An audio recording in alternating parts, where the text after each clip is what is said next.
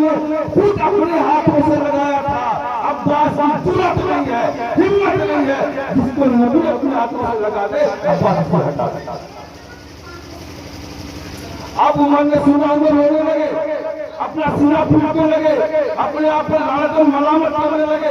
अकेले उमर तू अब जहन्नमी हो गया, तूने क्या फेल कर दिया। गिड़गिड़ाने लगे अब्बास के सामने, ए अब्बास मेरी माफी करवा दो। एक नबी का फेल, नबी ने एक लकड़ी लगाई थी उमर ने हटा दी, बस अपने आप को जहन्नमी मानने लगे। गिड़गिड़ाने लगे, परेशान हो गए और पूछा अब्बास ने बताओ नबी ने लकड़ी कैसे लगाई थी। अब्बास ने कहा नबी के कांधे पर चढ़ के मैंने लकड़ी लगाई थी। उन्होंने कहा सुनो, तुम मेरे कांधे पर चढ़ो, मेरे कांधे पर चढ़ के अपने से लकड़ी लगा लो, ताकि कल क़यामत में मैं तुम्हारा बोझ उठाया हूँ, इसकी गवाही रसूल अकरम सल्लल्लाहु अलैहि वसल्लम को दे सकूं कि रसूलुल्लाह सल्लल्लाहु अलैहि वसल्लम मैंने अपने गुनाह अब्बास का बोझ उठाकर पूरा किया है, मुझे माफ किया जाए। और को अपने आदमी से आपका पूछा कि हम नबी का और कितना मानते, हम नबी का पेड़ कितना मान रहे हैं कि आज हमारे बाप का बच्चा मदरसे के अंदर आता है, एक बच्चा मदरसे की तरफ रुख करता है तो हम आदत से देखते मध्य कोई मौलवी कोई बात की निगाह से, तुम्हारा निकाब हो कोई नहीं मौलवी की जरूरत है, तुम्हारा जनाजा हो कोई नहीं मौलवी की जरूरत है। कल क़यामत के दिन अल्लाह इन ऊपर करामत फरमाएगा, हमारा हिसाब किताब हो, हम हिसाब किताब में मुलव्वस होंगे, लटक रहे होंगे।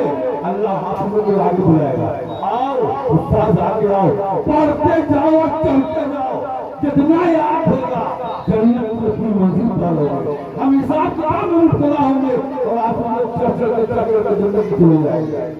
इसलिए मेरे मोहतरम दोस्तों, हम सब को मानने वाले हैं, हम सब को उम्मत है जिस नबी को अल्लाह ने कुरान के मुआज़ा से नवाजा।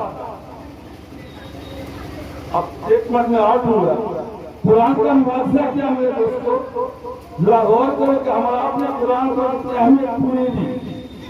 अल्लाह का एक निराला अंदाज देखो, एक प्यारा अंदाज देखो। अल्लाह का कुरान नाज़िल करना चाहता तो ईसा पर भी नाज़िल कर सकता था, मूसा पर भी कर सकता था, आदम पर भी कर सकता था, नहीं किया अल्लाह, उन्हें दूसरी किताब दी। क्योंकि अल्लाह को कुरान को बादशाह बनाना था। कैसे बादशाह बनाना था अल्लाह और करना। अल्लाह ने जब कुरान को नाज़िल किया तो किस पर नाज़िल किया, जो तमाम अंबिया का सरदार, जो तमाम अंबिया का सरदार अल्लाह ने उस पर नाज़िल किया। मज़ीद किसके जरिए नाज़िल किया, जो तमाम फरिश्तों का सरदार जिब्रील के जरिए नाज़िल किया। मज़ीद किस महीने में नाज़िल किया, जो तमाम महीनों में रमजान के महीने में नाज़िल किया।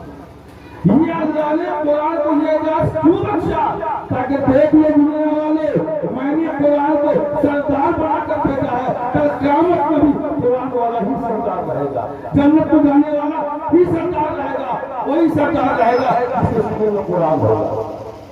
इसलिए मेरे मोहतरम दोस्तों, शौक पैदा करो, जज्बा पैदा करो, ताकि कल क़यामत के दिन जब ये हुफ़ाज़ किराम अपने वालिद के वालिद के साथ सुनाया जाएगा, वालिद कहेगा वालिदैन कहेंगे मेरे मौला मेरी कोई इबादत ऐसी नहीं है, मौला मैं गुनहगार था।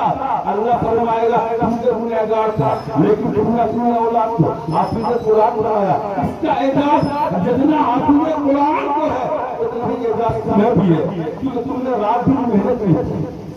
बच्चे बच्चे नहीं पढ़ लेते, वालिदैन की जब तक मेहनत ना हो, जब तक वालिदैन बच्चों को पढ़ाने में शामिल ना हो, तब तक बच्चे नहीं पढ़ सकते, चाहे मदरसा हो, चाहे स्कूल हो, चाहे कॉलेज।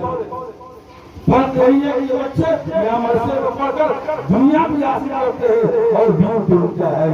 हम दुआ करते हैं कि अल्लाह ताला हम तमाम लोगों को सुनने से ज्यादा अमल करने की तौफीक अता फरमाए और तमाम लोगों को अल्लाह तौफीक दे वो लोग अपने बच्चों को हाफिज़ कुरान बनाए।